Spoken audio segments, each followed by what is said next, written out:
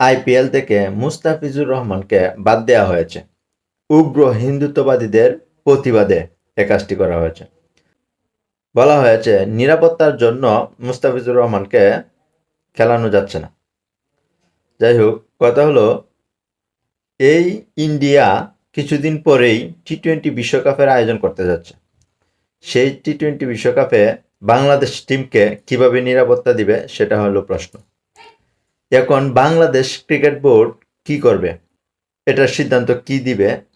বাংলাদেশ টিমকে কি ইন্ডিয়াতে পাঠাবে টি-20 বিশ্বকাপ খেলার জন্য, নাকি তারা ভেন্যু পরিবর্তন করবে? আরেকটা বিষয় হলো, আমাদের পত্রিকা অলরেডি ঘোষণা করেছে আইপিএল এর কোনো খবরাখবর কাভার করবে না। ধন্যবাদ জানাই আমার দেশ পত্রিকার কর্তৃপক্ষকে। আমাদের বিসিবির কাছে আবেদন, বিসিবি যেন অবশ্যই পাকিস্তানের মতো তারা ভেন্যু পরিবর্তন করে। পাকিস্তান যেমন শ্রীলঙ্কাতে খেলবে, আমরাও চাই আগামী টি-20 বিশ্বকাপটা যেন ভারতে না খেলে বাংলাদেশ শ্রীলঙ্কাতেই খেলে। কারণ তারা ভারত নিজেরাই দেখাই দিছে যে নিরাপত্তার জনিত কারণে মুস্তাফিজরা যেহেতু খেলাইতে পারতেছে না, তাহলে সমস্যা কোথায়? আমরা ভারতে যাব না টি-20 বিশ্বকাপ খেলার জন্য। টি-20 বিশ্বকাপের ভেন্যু অবশ্যই পরিবর্তন করতে হবে। তাহলে এখন বাংলাদেশ কী পদক্ষেপ নেয় এটা দেখার বিষয়।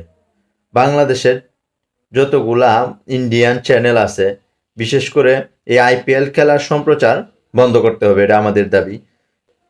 এখন আমাদের মূল দাবি হলো আইপিএল সম্প্রচার করা বাংলাদেশে সম্পূর্ণভাবে বন্ধ করতে হবে। যে কোনো মূল্যেই হোক এটা করতে হবে। আমরা শুধু দিল্লি নয়, ঢাকা ঢাকা স্লোগান দিয়ে রাজপথ কাঁপাচ্ছি, কিন্তু কাজের কাজ কিন্তু আমরা কিছুই করতে পারতেছি না। একটা খেলোয়াড়কে তারা নিরাপত্তা দিতে পারবে না, এই জন্য তারা প্রত্যাহার করছে।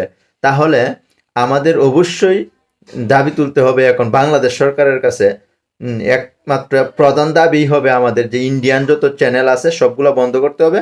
বিশেষ করে আইপিএল খেলার সম্প্রচার বন্ধ করতেই হবে, এটাই আমাদের এখন প্রধান মূল দাবি।